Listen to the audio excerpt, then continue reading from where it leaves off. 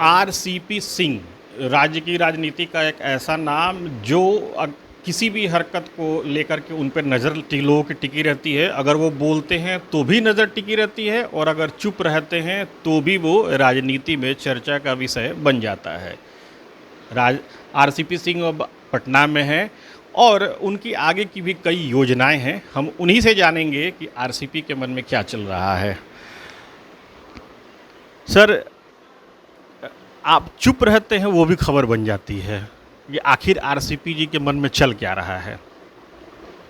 देखिए, मैं चुप तो कभी नहीं रहता हूँ, लेकिन अनावश्यक मैं बकवास भी नहीं करता हूँ, आप जानते हैं।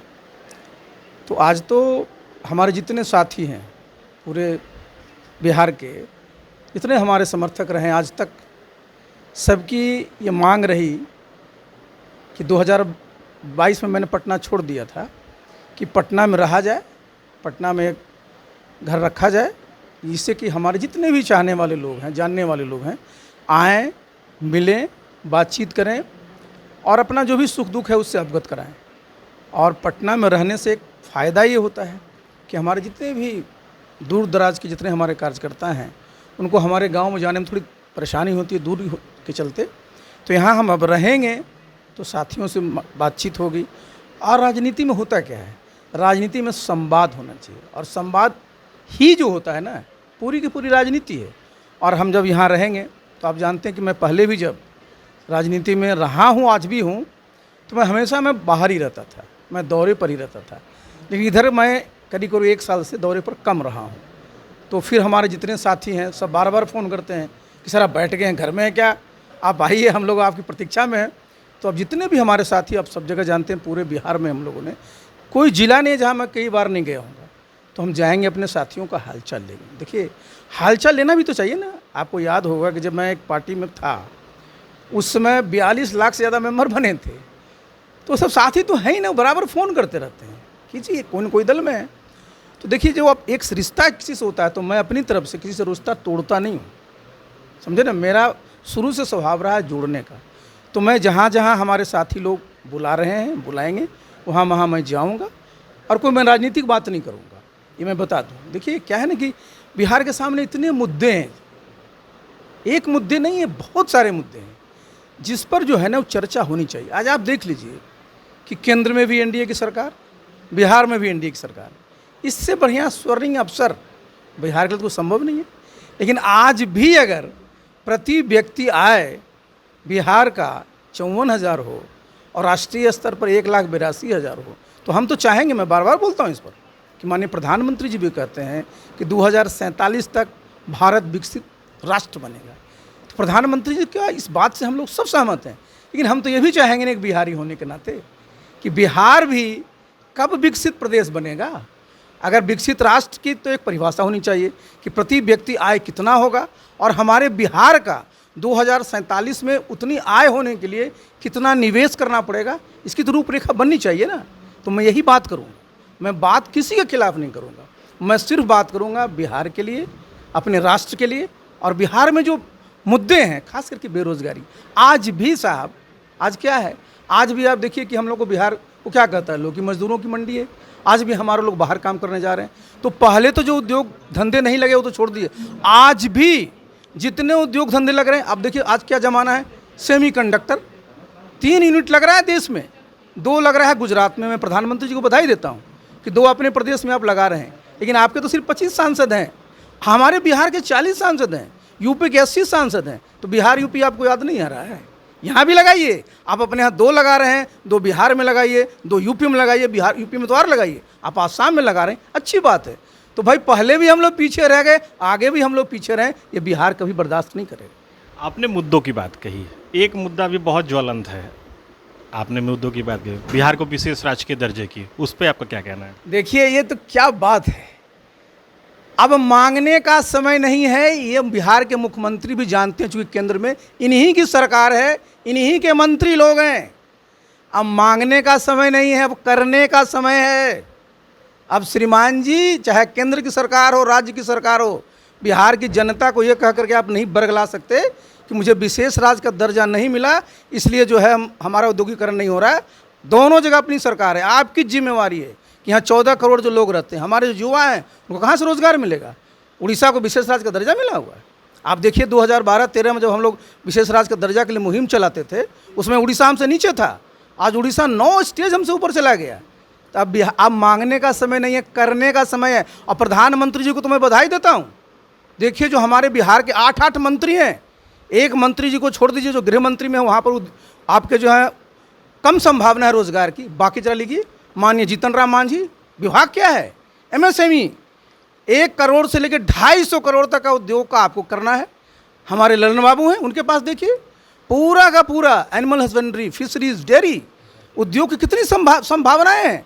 आप चले आइए चिराग पासवान जी को, पूरा का पूरा फूड प्रोसेसिंग। आप देखिए जो मंत्रालय, आप देख लीजिए हमारे जो ये मंत्री हैं रामनाथ ठाकुर जी, उनके पास क्या है? देखिए कृषि का गिरिराज सिंह का। भाई कपड़ा मंत्रालय, जरा आप एक बात जरा जान लीजिए कि बिहार की कितनी उपेक्षा हुई है। तो चूंकि गिरिराज बाबू हैं, तो गिरिराज बाबू से मैं अपेक्षा करूंगा कि प्रधानमंत्री से मिलिए और कहिए कि जो PM मित्र स्कीम है ना, जो मेगा इंडस्ट्रियल टेक्सटाइल पार्क होता है, एक कम से कम नॉर्थ बिहार में और एक साउथ बिहार में लगाइए। आपकी जानकारी के लिए आज देश में 7 मेगा इंडस्ट्रियल टेक्सटाइल पार्क बन रहा है, बिहार उसमें नहीं है। पहले भी 31 टेक्सटाइल पार्क बन चुके, 21 और बन रहे हैं, कहीं बिहार नहीं है। तो प्रधानमंत्री जो बधाई के पात्र हैं कि गिरिराज बाबू को बना दिए टेक्सटाइल मिनिस्टर, तो मैं तो गिरिराज बाबू से अपेक्षा करूंगा कि एक नॉर्थ बिहार में, एक साउथ बिहार में एक मेगा टेक्सटाइल पार्क बनाइए, हमारे लोगों को रोजगार मिलेगा। तो मैंने तो बताया ना कि प्रधानमंत्री ने तो इतना बढ़िया इस बार टीम दे दिया है। अब कोई ये ना कहे ना तो नीतीश बाबू बोले कि हमको विशेष राज्य किससे मांग रहे हैं जी? आप सत्ता में सहभागी हैं, आप यहाँ शासन चला रहे हैं, केंद्र में शासन चला रहे हैं, दोनों जगह आप हैं। अब बिहार की जनता ये नहीं सुनना चाहती कि मुझे मानना। अब मांगने का समय नहीं है, करने का समय है, करके दिखाने का समय है। बिहार के विशेष राज्य के मुद्दे पे महागठबंधन भी बातें करता है, ये भी NDA भी बातें करता है, लेकिन ठोस उसका कोई फलाफल नहीं निकल पाता। देखिए कारण क्या है ना कि इन लोग किसी को कुछ नहीं करना है। हालांकि जीतन राम मांझी जी ने कल कहा था कि आप माथा पटक लीजिए, नहीं मिलेगा। मैं बता रहा हूँ, ये बात मैं जो बता रहा हूँ जरा समझिए ना, काम करने की चीज़ है ना। हम बता तो दिया आपको, मैं आपके सामने उड़ीसा का उदाहरण दे रहा हूँ।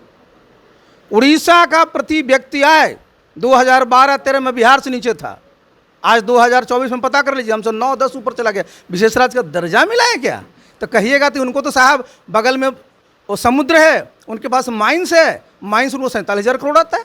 आपके पास इतना बड़ा पूरा का पूरा जो हमारा मानव संसाधन है जी, इससे बड़ा किसी का है? इतनी अच्छी ज़मीन है, इतना अच्छा हमारा पानी है। देखिए करने का समय है। ये जो है ना 1970 दशक का कैसेट मत बजाइए, बिहार के लोगों को गाना अब नहीं सुनता है, अब नया गाना सुनेगा। एक सवाल ये है कि आप जिस पार्टी में कभी रहे, वो अब उस पार्टी के राष्ट्रीय कार्यकारी अध्यक्ष संजय झा जी बने हैं और राष्ट्रीय महासचिव मनीष वर्मा जी बने हैं, क्या कहना चाहेंगे? हमको तो हंसी आती है कि भाई आज तक हम लोग तो थे तो कार्यकारी की जरूरत नहीं पड़ी, और जो कार्यकारी है पता नहीं कौन कार्य करेगा। और जहाँ तक महासचिव, तो मैं तो मनीष वर्मा को बधाई देता हूँ भाई कि कम से कम भाई राजनीति में नीतीश बाबू लाए हैं, महासचिव का पद दिए हैं, तो भाई कुछ जिम्मेवारी भी और दें। महासचिव तो उनके यहाँ दर्जनों होंगे। देखिए एक बात मैं बता दूं, मुख्य मुद्दा क्या है? मुख्य मुद्दा जो बिहार के लोग के सामने वो क्या है? वो सबसे बड़ी समस्या है बेरोजगारी। एक बार भी चर्चा सुनते हैं? जब पूछिएगा तो विशेष राज्य का दर्जा, जब पूछिएगा तो फ्लड के, ये है, लेकिन आपने इसका कोई निदान किया आज तक? यूपी में काहे नहीं लोग बोलता है, बिहार में क्यों बोलता है?